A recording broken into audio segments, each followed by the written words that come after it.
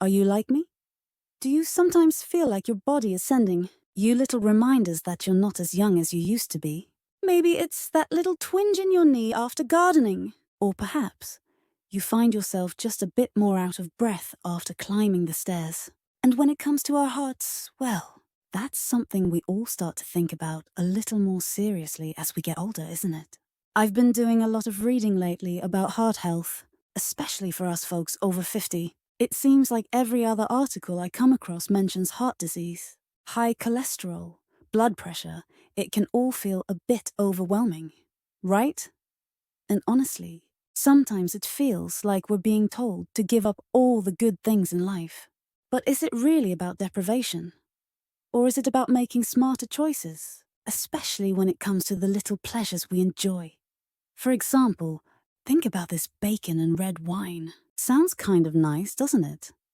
Maybe a weekend treat? Or a little indulgence after a long week. But after digging into the research, I discovered something that really made me stop and think.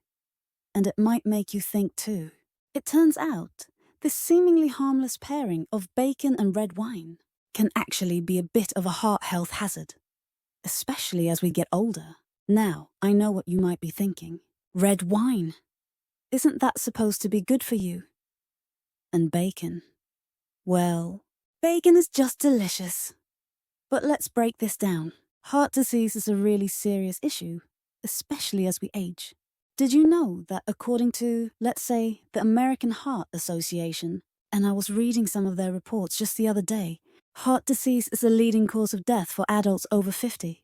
It's incredibly common, and it can show up in so many ways, from high blood pressure and clogged arteries to more serious conditions like heart attacks and strokes. We're talking about things like coronary artery disease, arrhythmias, even heart failure. It's a big umbrella of concerns, and a huge part of managing our heart health, as I've learned, comes down to our diet. Now, when we look at bacon and red wine, individually, they each have their own profiles. Bacon, let's be honest, is high in saturated fat and sodium. And depending on the type, it can also be packed with nitrates and nitrites. Those preservatives, red wine on the other hand, get some good press because of compounds like resveratrol, which are antioxidants. But it's still alcohol. But here's where it gets interesting, and a little concerning when you put them together. See, after spending hours reading studies, I'm talking research from places like the National Institutes of Health, NIH, and Harvard Medical School, I realized that the combination of bacon and red wine can actually amplify some of the negative effects on our heart. Let's start with the bacon. That saturated fat, it's known to raise LDL cholesterol. That's the bad cholesterol we're always trying to keep in check. And high LDL is a major risk factor for heart disease. Then there's the sodium in bacon, which can contribute to high blood pressure. And guess what? High blood pressure is another biggie. When it comes to heart problems, now add in the red wine. While moderate alcohol intake can sometimes be associated with some heart benefits, when you combine it with high fat, high sodium foods like bacon, those potential benefits can really get overshadowed. Plus, alcohol itself can also have an effect on blood pressure and heart rhythm, especially in some individuals. And those nitrates in bacon. Some research suggests they might interact with alcohol in ways that could put extra stress on our cardiovascular system. It's like a perfect storm for your heart, and not in a good way. So, what does this mean practically? Well, I've learned that if you're really thinking about your heart health, especially if you're over 50, you might want to rethink regularly pairing bacon and red wine. And it's not just about this specific combo. There are other food combinations that can really work against you when it comes to heart health, especially when you're enjoying bacon and red wine. For example, through my research, I learned you should absolutely avoid eating bacon and red wine with salty snacks, like potato chips or pretzels. Think about it.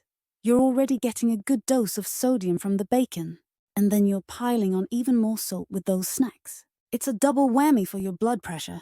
And what about fried foods?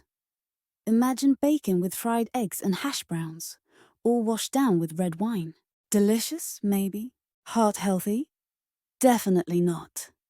The extra fat from frying just adds to the saturated fat load, making it even harder on your arteries. And then there are heavy, creamy cheeses. While a cheese board with red wine might sound sophisticated, pairing super rich, full-fat cheeses with bacon, and red wine is just layering fat upon fat upon fat.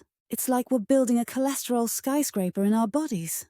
I discovered you must never combine this if you want to avoid putting unnecessary strain on your heart. Now, it's not all doom and gloom.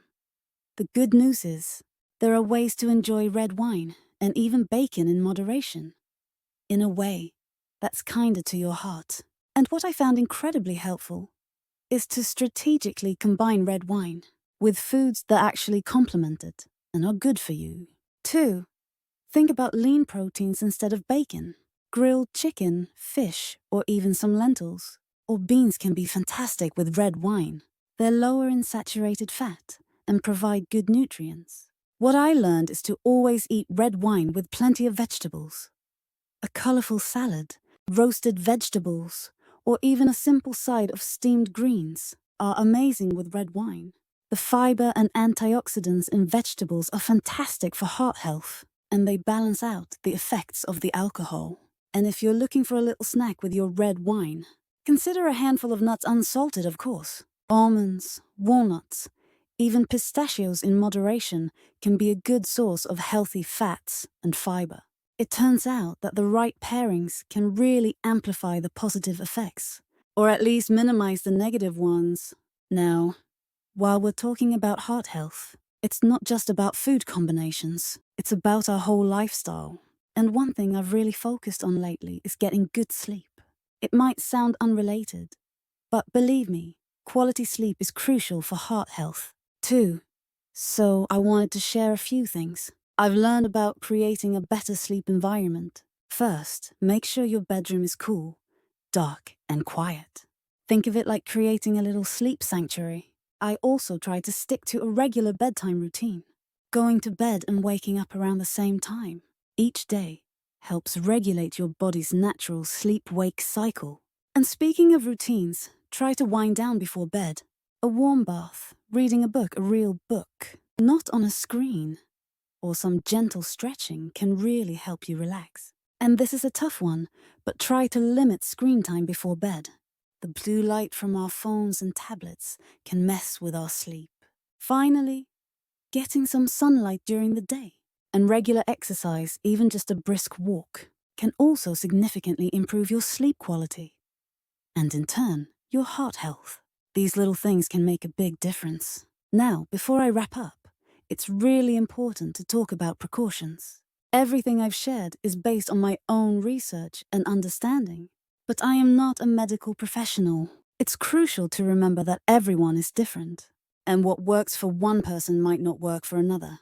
And most importantly, if you have any concerns about your heart health, or if you're thinking about making significant changes to your diet or lifestyle, please talk to your doctor. They can give you personalized advice based on your individual health situation. Also, remember that moderation is key. I'm not saying you can never have bacon or red wine again. It's about being mindful of how often you're indulging and what you're pairing them with. And be aware of any potential side effects or contraindications, especially if you're taking medications. Some foods and drinks can interact with certain medications, and it's always best to be informed. This is all about making informed choices for your health and well-being. So, there you have it, my deep dive into bacon and red wine and heart health. I hope you found this information helpful. It's all about learning and making small, positive changes for a healthier and happier life as we get a little older, right? If you did enjoy this video, please give it a thumbs up. And if you want to see more videos like this, exploring health and wellness, topics for us folks over 50, don't forget to subscribe to my channel and hit that notification bell so you don't miss anything. And please, share this video with anyone you think might find it useful. Let's help each other stay healthy and informed. And I'd love to hear from you in the comments below. What are your favorite heart-healthy swaps? Or maybe you have your own tips for keeping your heart happy as you get older. Share your thoughts. I'm really interested to hear them and learn from you too.